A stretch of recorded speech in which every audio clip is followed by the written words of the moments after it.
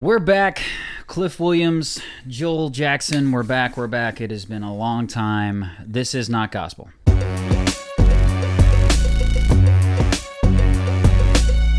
So, Joel, It's been a minute. It has been a while. Well, we've done stuff together, but as far as the podcast, Yeah, so we need to talk about summer's essentially coming to a close. My kids went back to school this week. Yeah. Kids are back in school, which is its own thing. To mask or not to mask, to vax or not to vax.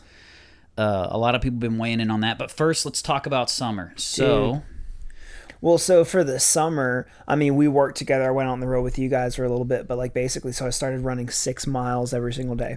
So I went into phase. All right, you braggart. No. So I went into phase 2 of my diet.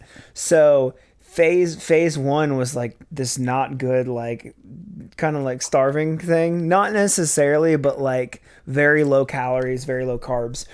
And then You told me you at one point you were eating 150 calories it was a day. 150 calories a day because I was trying to jog and it worked. I lost about 10 pounds on that. Then Dang. And how long? So that was it was probably a month or about 2 months. Dang. But you put on. Were you working out at the same time or no? No. So then that phase ended. Okay. April hits. I start going to the gym. I start running twice a day for 20 minutes on the treadmill. Okay. Then I go to the next level. After 2 months of that, it starts at the summer, and I go 6 miles, 3 miles in the morning, 3 miles around sunset at night, running in the heat. And then I start doing a little bit of a workout thing because everybody knows, I'm working on a record for Mikey that we're trying to maybe pitch to some labels. Okay. And this isn't me just working out for the heck of it. I'm trying to look good for the next set of photos. So they're like, oh, this dude's taking care of himself, whatever. Brand new artist. I feel like that's important for me. Okay. And that's the whole reason behind this. I took on a church job this year. We had I really don't need to get into it, but a lot of those people probably won't see this. I had to let go of a member that was just of the worship team that was just a nightmare, a toxic nightmare. Okay. Wow. And not everybody was on my side. And by the end, when the dude stormed off stage in front of the entire team and it was just an absolute disaster, they were finally on my side. And they were like, man, we should listen to you. And I was like, I feel like we live in a season in the world where that's going to happen a lot here lately. People have decision regret, let's say. Yeah, dude. I once was on one side, and have you ever been opposed to something that was happening right before your eyes that you knew was going to end badly? Have you ever been opposed to something like that? Dude. Well, nothing. We don't. Yeah, no. I know what you mean. So other than that, though, that person's gone. The church job's been great. I am 10 pounds from my weight goal. Hey, come on, dude. So that's what I'm talking about. Yeah. I'm always 10 pounds from my weight goal. Well, 10 pounds above, 10 pounds below. It just depends on when you talk to me. Mikey and I were about to jump back into the production stuff, but then you've also got this crazy stuff going on in the world right now, and so everything's really unpredictable once again. Dude, I gotta lose weight. I got that degenerated disc in my lower back, so ideal for me is right around 25-ish pounds lighter than I am right now. Yep. Just to make it easier on my back, make me a little bit more mobile, when you're carrying 25, 30 extra pounds that you don't need to, and you've got a degenerated disc. It's just like putting a tater sack or whatever on your shoulders and carrying it around all day. It's just compressing your disc. So I have to cultivate some better habits, which I've been working on. Been working on self-publishing my first full-length novel ever, Man of God. Yeah. And along with the Man of God release and stuff, we did a few more shows. Shows picked back up for the band. And we got some more gear. I started diversifying how we do things around here. I did one. We started a series on personal betterment. One thing we were talking about is wanting to lose weight, obviously get healthier. I've got a whole list of a whole squad of books back there that I'm wanting to one at a time, dive into and get down and ingest those books and better myself in those ways. Yeah, and I think one of the things you run into when you're in personal betterment, whether it's a new diet plan, learning a new skill, or whatever, you run into toxic people. People in your life that just literally are not a benefit to the goals that you have for yourself. When we talk about authoring your future, like years down the road, they just do not benefit future you in the slightest. And yet somehow we still find ourselves drawn to them. We still find them in our lives. Dude, I would say that's probably been my greatest strength of this year. Is what's really cool is like the podcast. I was like, this is an opportunity for me to hang around Cliff, and then even like doing stuff with Mikey. Like, you guys were just you're literally surrounding yourself with toxic people. No, it's the opposite. So like and then like we started doing this stuff, and man, I just stopped calling other people. I had already been very aware that my old circle from 5 or 6 years ago was so toxic. It was unreal. I just repel those people now. I mean, so okay, so I've done a little digging in my own life, my own personal life. So how toxic people? How do you recognize them? What did they look like? You said your circle of people when you realized how toxic it was. What that look like, and what was a toxic person to you? Dude, I'll say the number one trait for me is like someone that is just 24/7 sarcastic. To me, that is the number one indicator that you don't know how to build relationships with people. Okay. It's almost like we're still in middle school. I ran into this. I had a sound guy that was in my old circle. Now, he was one of the better dudes. We didn't necessarily have a falling out. He was in my old circle, and we had a show this past week, and he was doing the sound, and immediately jumped straight into. We didn't even talk. There was no, hey man, how's your life? Hey, how's everything doing? It just was straight jokes. And I pulled him aside. I was like, this is over. This stops now. And he was like, oh, dude, I'm sorry. And it was like, so I would say the number one thing, dude, is just constantly sarcastic. Okay. So that's a good one. I got more, but that's a lot. Well, that's a lot like, so one of the, in my opinion, you got three types of toxic people. Three types of toxic people. You got people who are actively toxic in your life towards you. You got people who are passively toxic. And then you've got people who are just continually negative, in my opinion. Yeah. And it's indirect. It's not necessarily at you, but they're just continually negative. They're keeping you on this feedback loop of negativity. So for me, the person you're talking about, the person that's just constant jokes, sarcasm all the time, is a lot more like the third category that a friend of mine actually made me aware of. She was saying, if you're going to do a video on toxic people and how to recognize them and remove them from your life, she said you need to talk about like influencers and people you follow. She goes, you need to talk about people who are just constantly feeding you negativity and bad news. She said that's something she gets caught in. And she came to my house the other day like all fired up. She's like, we're not doing this anymore. Had enough. Like it was about like the masking, vaxing, all that kind of stuff. Yeah. And I had to calm her down and kind of get her in like, hey, still be cool. Everything's fine. You're blessed. Everything's good. And finally she was like, it's just, I've been watching all these feeds and it just fires me up. And I realized, she's like, I got to get out of this negative circle. I was like, yeah, you're watching the feeds. It's okay to have the information, but when the people are giving you the information and it feels hopeless, they're just negative for the purpose of being negative. Like, look, check out how terrible the world is. That consistent negativity just being sown in creates a negative spirit and a negative space inside you. Yes. It absolutely does. My group, they don't know how to respond to good news. And that was, I would say, another thing that was a key factor of this is none of them could even remotely get girlfriends. Oh, yeah. And they all ended up marrying horrible people.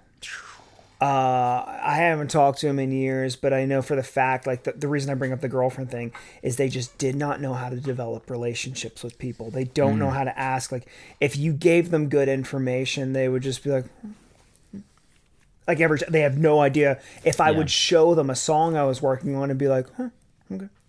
Like they don't know how to compliment or do those things. And if you get people like that out of your life, man, you're going to be doing pretty good. the people who are actively toxic in your life, I think about 2 conversations that I had. I was sharing with 2 friends the fact that I wanted to start podcasting or doing a YouTube channel. Yeah. And I shared the same exact information with 2 friends, 2 totally different responses. The first friend I shared this with, I just said, I think I need to get my voice out there. I think I need to just kind of add to the noise, let's say, or whatever, on YouTube or podcasting or however. The first friend I told this to, before I knew it, as I'm just talking, this dude's not even interested in doing this, but is looking up all this information just to help me. Oh, like just so, hey man, have you thought about this? Like, what do you think about this thing? It said, have you looked at this tool? Like, this would be cool, right? Like, just flood of information. Like, dude, I think you'd be awesome at it. You got a great voice for whatever, yada yada yada. You got a good story, and I was like, dude, rocking. Like, it inspired me to learn more and be more and do more, and made me feel like I could accomplish it. All the while saying, dude, if you do this, it's only a matter of time till one of those things goes viral or whatever, man. I just believe in you. I know it's going to work.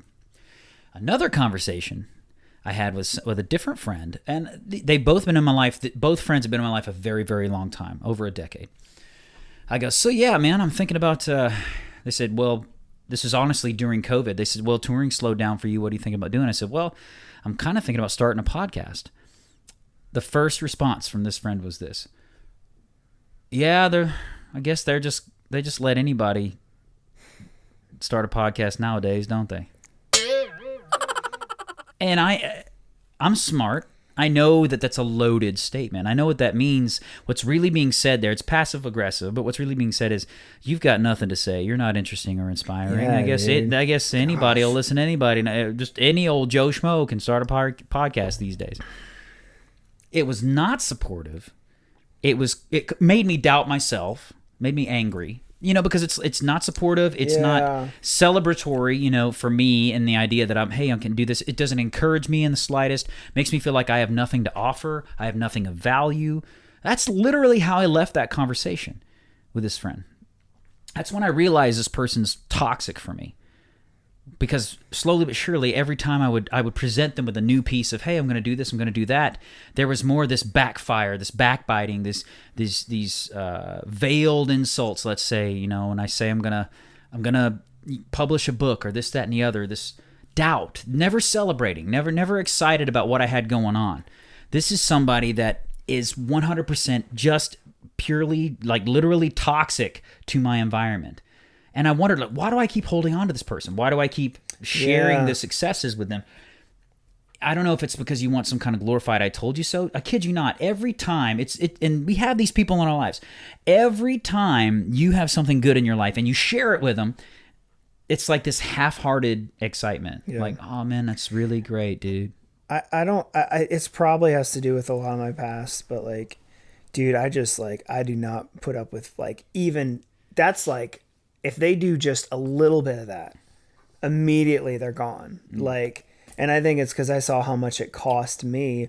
A lot of my suicidal stuff, that's my whole story, is like getting suicidal and losing all these things, comes from that period in my life of just having negative people around. And I like to think, even though I went through this really bad breakup, if I had the right people in my circle, it wouldn't have been that bad.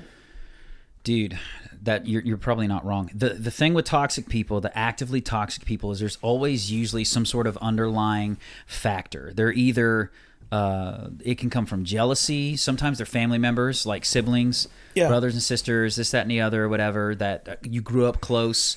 You're both in a similar season of life. Somebody may be jealous of this or that you got going on, or when you decide to do a new activity or a thing, they may be jealous of it. Another problem that I ran into, dude, is that I was a loud starter. And by a loud starter, I mean, if I went in to do something, if I went in to start a podcast or a YouTube channel or a new diet to lose some weight, I wanted to tell everybody because I was excited about it. I want to be like, man, I'm going to lose, like, I'm getting ready. And I was a loud starter. And I think in my life, I got a little bit of the boy who cried wolf thing, because when I would start these things, if I didn't commit to them all the way through and I quit, then the next time I came to him and said, hey, I'm starting a so-and-so and so-and-so, there was a lot of doubt, a lot of, oh, yeah, sure you are, bud, kind of thing. And some of that I brought on myself. Yeah. So one of the ways I think, and I've started weeding out toxic people from my life is stopping being a loud starter, not involving these people. When I notice people don't celebrate me, and not that everybody needs to be celebrated, but if you got friends, why not keep people in your circle who like you and are about you and push you more, closer to your goals and tell you about your talents and want you to grow them? Keep those people in your circle. So when I recognize people who don't celebrate me, when I'm starting a new project, self-publishing the new book and stuff, I just don't. The "I told you so" moment is not even worth it to me. It costs too much to have because it's always a letdown, dude. It's always disappointing. There's never like full-hearted excitement and celebration for what I got going on. Yeah. So, dude, I just stopped involving them in the start.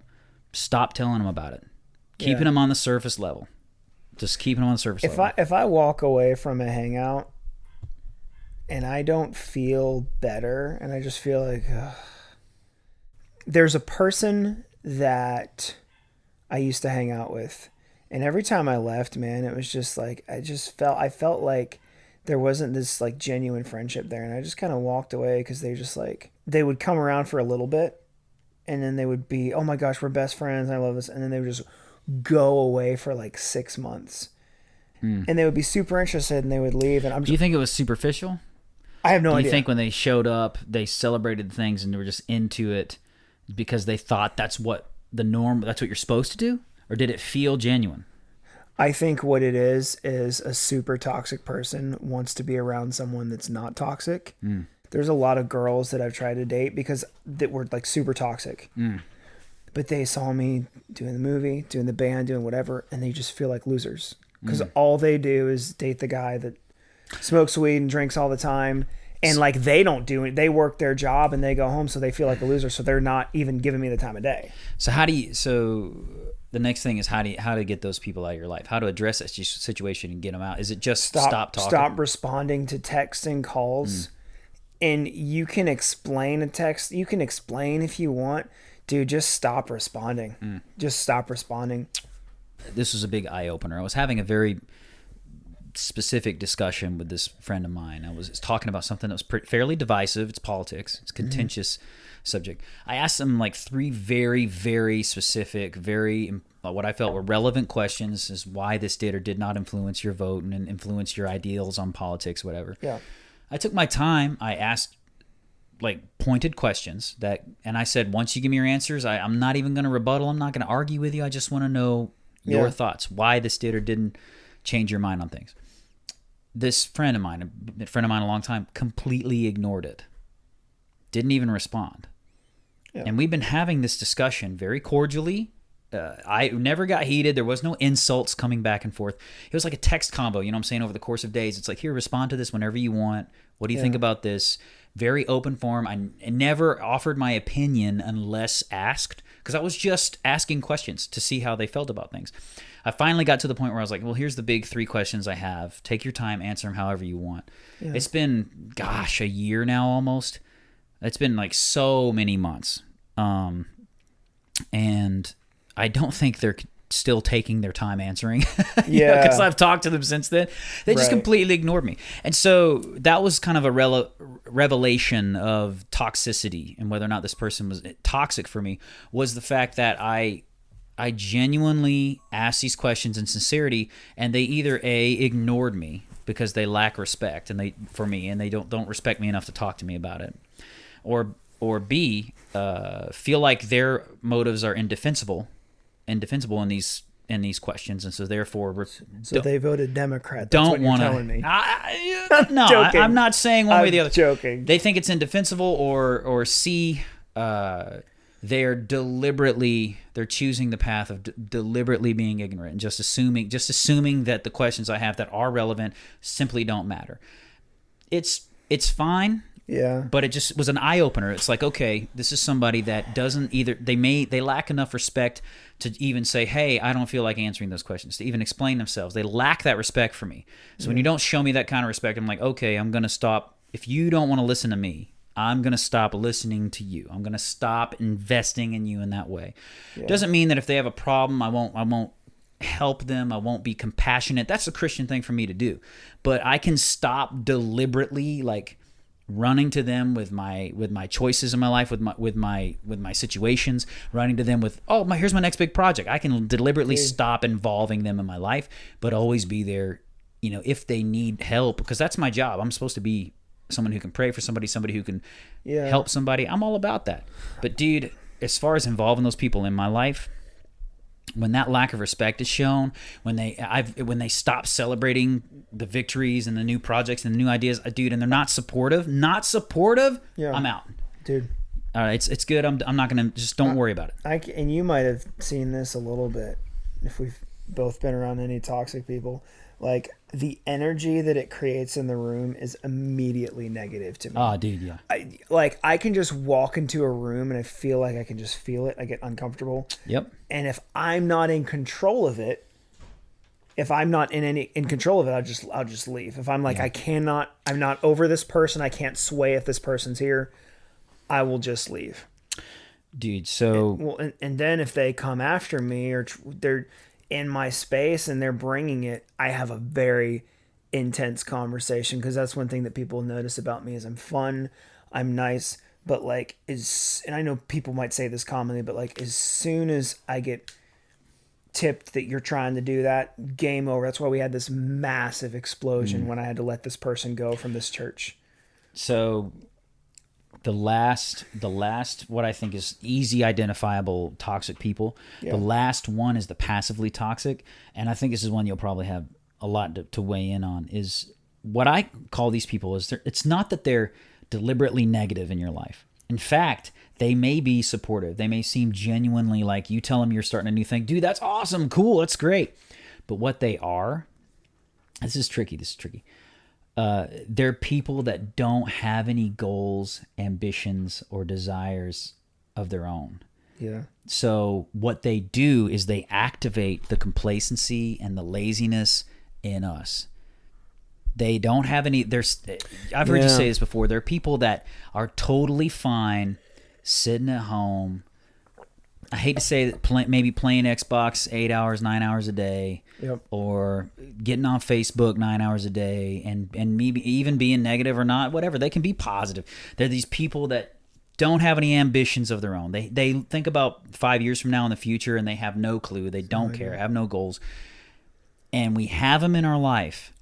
And I think sometimes we are mistakenly saying that we're keeping them in our life to help them.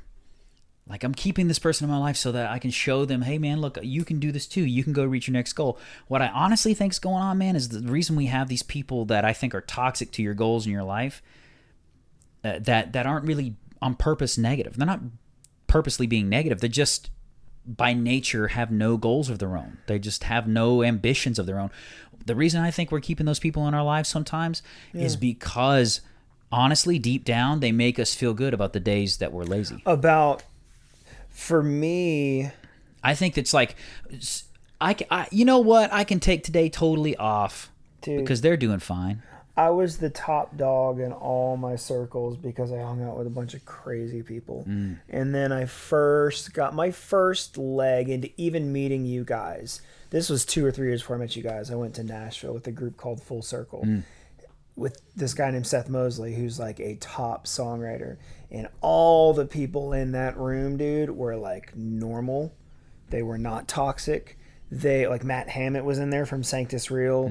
They had done so many things. I remember going in there and feeling so small, and it was very hard for me. And I got used to that. And then that's when I started pushing out all these crazy people.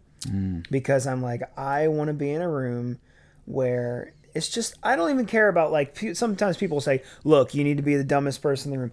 I don't care about that. I want to go into a room where I don't feel uncomfortable. That's it. I want to go into a room where I know I'm the least talented person in the room. Yep. The reason why I want to do that is because I want to go in a room where I know for a fact there's so much that I can absorb. I can leave that room immediately, like, driven with more purpose, driven with more passion. Yeah. And I think one of the last toxic persons, that passively toxic person, is the person that we keep around. We're mistakenly, misguidedly telling ourselves we're doing it to help them get closer to their goals and stuff. But in reality, we keep them around and they're not benefiting at all our strategies for getting to that next goal, to climbing that ladder, to being our 5-year self. Yesterday I went to Guitar Center and I was hungry. You know what CC's Pizza is? Yep. Okay, so somebody... It's a $6 pizza buffet or something. Yes. Like that? I went in there and I hadn't had it in 10 years. And I just kind of looked around, and I'm not trying to be judgmental. I looked around and I saw the people working there. And I was like, I don't see any millionaires eating here. I don't see anybody successful eating here. Dude, it was huge for me as soon as I left there. And the person that served me there, she wasn't rude, but she was kind of just like, I don't know, a little bit catty. Yeah. And I was a little bit way that back. And I was like, dude, if you don't want to deal with that anymore, just go don't go around these places. And so it was like, that's the last time I'm doing that. I think we've all been there at some point. And you're going to this sounds entitled or whatever, but I don't mean it this way. Yeah. I know what you're talking about. You're talking about like they have these whole entire threads online of people at Walmart at 3 a.m. or whatever it is, and it's like the craziest stuff. Nobody doing anything really successful is at Walmart at 3 a.m. Not too many people doing anything super successful are awake at 3 a.m. Like, I mean, you know, they may be about to wake up in 2 hours to start their day, but you know what I mean? Like, so yeah, I see what you're saying, but that's the thing is like, is carving out, honestly thinking about your 5-year self and thinking about whatever your goal is, when you meet your first goal, the kind of response that you want from the people you surround yourself with. You know, like when Man of God comes out and it's released, it's in paperback, and say we sell 10,000 copies, which is a huge deal, dude. 90% of all books published don't sell more than 5,000 copies. 95% don't sell more than 10,000. Wow. So if we sold more than 10,000 books in a self-publish, that's a huge deal for me. It doesn't translate to like millions of dollars, but for me it'd be like, I sold 10,000 copies. Woo, it's awesome. It's crazy. If I think about the kind of responses I want when that day comes and the people in my life that are likely to give those responses to me, those are the ones that I need to be hanging around. Those are the ones that I need to be involving in the success. Those are the ones I need to be involving in the victories. Don't involve toxic people in your victories. Don't involve them in the starting of big projects. Don't involve them in the deeper levels of your life, because it's always disappointing every time. I create YouTube videos of my singing and my story, and I put that out there for everybody. Yeah. But the people that I hang out with, dude, I'll be honest. I hang out with you. I record the thing with Mikey. I've got one other person that I hang out with at home.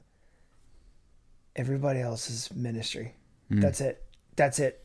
Yeah. I choose you, Pikachu. Yeah.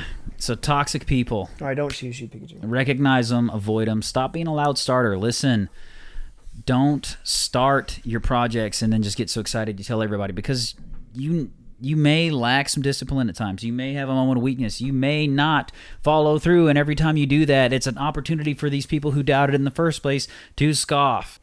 So get the toxic people out of your life. And also, while you're at it, like, comment, share, and subscribe. And keep being awesome, because that's how he made you.